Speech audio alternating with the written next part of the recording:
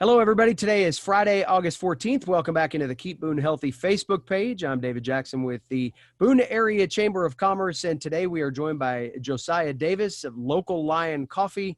He is in the wild right now, inside the store, so he's masked up and ready to deal with customers here today. So, Josiah, thanks for joining us, man. I know we talked to you a long time ago, back when this all first started, and you really kind of helped set the tone for our community as to thinking about compassion and understanding that people were going through a lot at that point in time.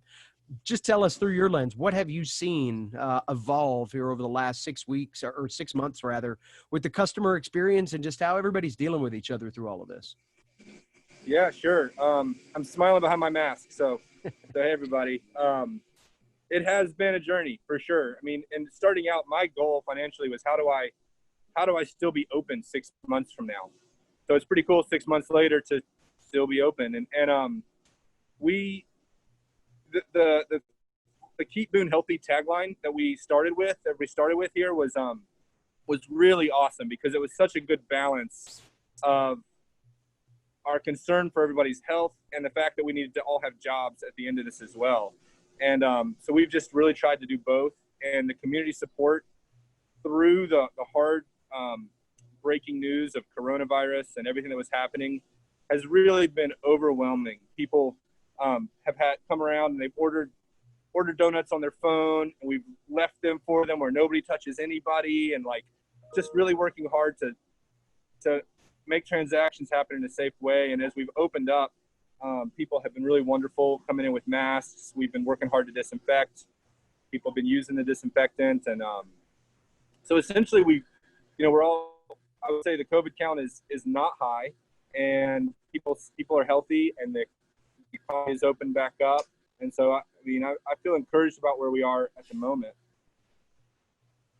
That was one of the things that I think that everybody just had to get used to, a new process there for a while, and it was being intentional about the safety precautions that were out there, the mask wearing, the social distancing, dealing with things like you just mentioned, remote ordering, and kind of these more non-traditional ways of doing business.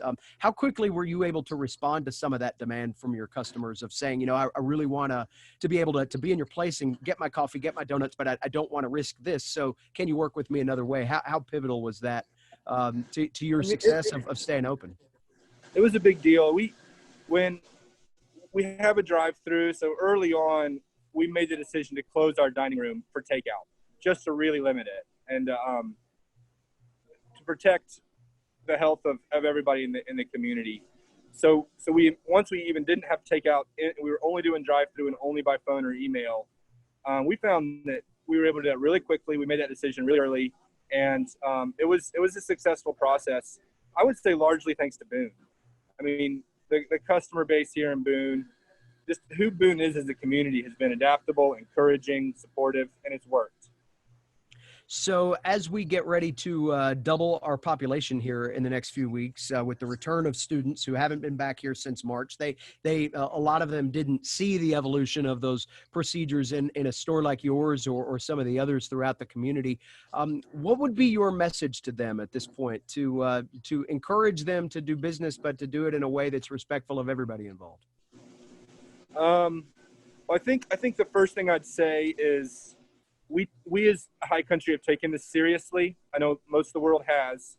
And so you're coming into a community that has done a good job of taking it seriously. And we ask you to also take this whole process seriously. I have a cousin who was on life support, younger than I am. If we got coronavirus here, we'd have to shut down our company, which is a massive issue.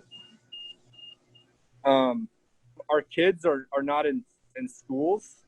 They're in front of screens. Like, these are really, really big things that we're going through as a community. And so as the students come up, if they would join in just taking it seriously and thinking, how can I do my part? Because the ramifications are so huge all the way across the board. And I think they're also coming into a community that is a beautiful place to be. I mean, we were quarantining and social distancing walking along the viaduct. We've got a really special place here that we want to take care of and continue to enjoy. So you're coming into something that's really beautiful as well.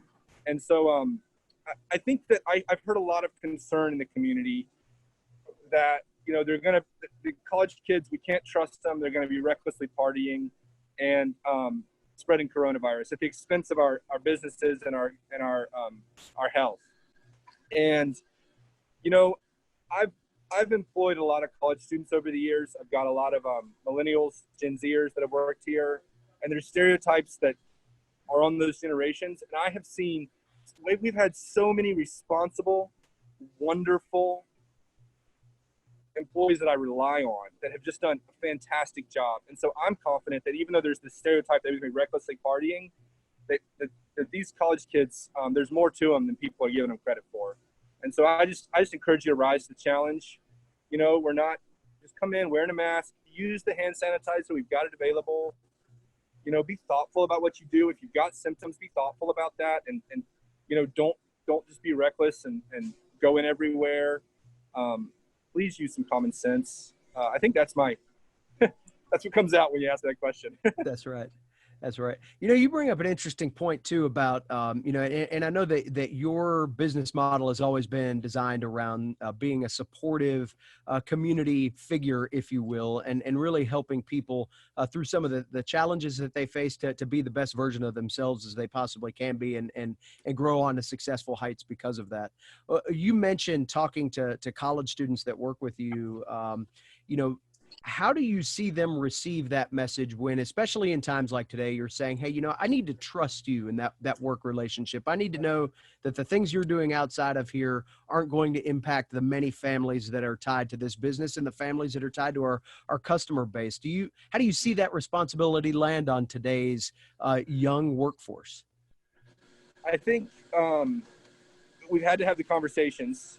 Some of the things that I thought might have been obvious weren't always obvious to some of the employees, but I haven't had one employee that's been bucked it. I mean, as soon as we've talked about, okay, let's before you come in here and give everybody a hug, let's actually even amongst ourselves just think about what's going on here and how do we not spread this. And I know you're running around for 4-6 hours at a time, and we work hard, but the mask is meant to be over the nose. And I've just, as we've had those conversations with our employees, who are college students, we've really seen them just get it, understand that, hey, this is something that's important and that I need to do my part. And so I really haven't seen anybody just being like, hey, screw you, or I can't breathe, or whatever. It's been a lot of positivity, and we've really, as a team, I think we've really grown closer and worked harder, because it's sort of not only are we concerned about the product and the space, but we're okay, this is a chance for us to take responsibility for our community on a deeper level. And there's something that's really awesome about that. I mean, I had a guy that worked for me last week. I was in a meeting with him, and he was like, you know what I want to say? He goes, I just say I take responsibility for this mountain. And that was just something that came out of him. And it was he just kind of broadened his view of responsibility beyond just working here to the whole community, the whole ecosystem of who we are, which is great. I know that a lot of what you say resonates with so many different types of businesses here, because you are one of those, the poster child for what we want to see small business be able to do here, to thrive from idea to growing concepts and new tentacles into different things here. I'm sure you've had a lot of conversations with people that are in a similar position to yours, maybe not in the coffee business, but retailers or others throughout the community. What do you get a sense, we know what we've been through for the last 6 months. What do you think the next 6 months can bring for those that choose to kind of go more down that strategic road of thinking how, the rebound can start with seeds of conversation now, rather than just waiting for conditions to be different? So, I mean, I think the way I hear that question is how are we as a business community going to be strategic going forward? And I think that the businesses that I've heard are thinking that. I've heard a few extremes on both sides. There's a couple business friends of mine that are honestly, I've heard them say they're kind of ready to throw in the towel, because they're just, how can they do business and be safe? I know some others that just feel how can there's a couple businesses that have, not many, but have shut down, that have said, we just can't make it in these financial conditions, you know? So there's definitely people that are looking at it and saying, I don't know how to go forward from here, or I can't. But I think the majority of the businesses here are ready to go forward and are strategically thinking. And I feel like we've already pivoted so much. I mean, we've already worked so hard that a lot of the hard work is done. If we can, it's like a sustaining. I think the biggest thing is like, okay, what works in a long term? That's what we've been thinking. So there was the initial shutdown. We were quarantined. Our dining room was completely closed. And then when we started to open up, we were like, okay, we don't need to just do a policy that we can only do for a weekend. You know, this has to be something we can do for the next year. We have to make policies that are common sense enough that we can actually do them for a year so that we can be successful. You know, and I think that's where my head's at, and a lot of the successful businesses that I've talked to are at, is like, how do we make this work day in, day out for the next long run in a way that keeps Boone healthy? There have been some people that may see this video that haven't been in your store since they've returned to town, or certainly since we closed down back in March. I know that you had some days where I drove by and there were saws outside and all kinds of crazy things going on from a construction standpoint. What have you done from a I guess kind of a business fortifying standpoint within your facility during this time? It was a hard decision at first, because when the quarantine first happened, we really didn't, our finances were so unknown that we felt like we might not have any money to make it. But also we saw an opportunity when's the dining room ever closed? Right. To kind of come in and go through everything we're doing and just make it better. And we essentially made the decision that we wanted to put our money into just believing that there was a future for us instead of like just kind of holding back. And it was really one of the best decisions. I'm so grateful we made that decision, because we had the opportunity to kind of just come in, and my wife came in and we redesigned the space. We just thought through the design. We thought through our flow. We thought through our coffee. We even thought through the coffees we buy and our pour over system and everything. We just went through everything top to bottom while we were closed and said, how can we make it better? What are we looking at every day that we don't notice that could be done better?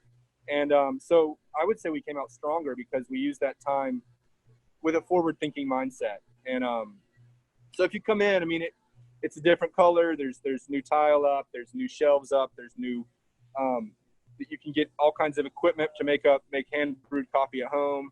And there's new tables in here. It's just redesigned. So, yeah, it was really fun.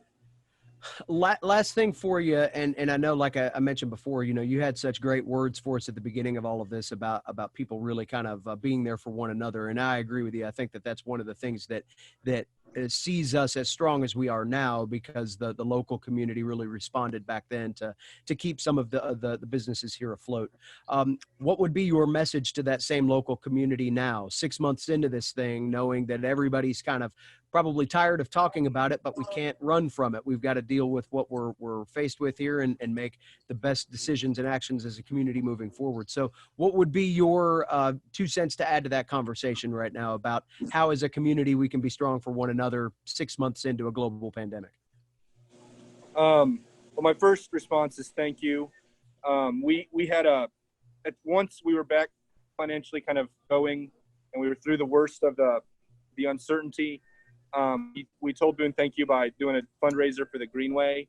And so we really are appreciative, and we mean it. We are so appreciative for who this community is.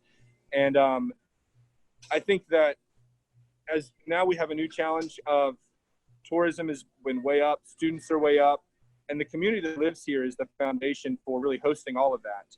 And so just continuing to be really compassionate. I mean, if we're really considering other people in what we do, then in our actions and in the way we spend our money and in the way we interact with businesses, then that goes a really, really long way. Just that simple, responsible thoughtfulness.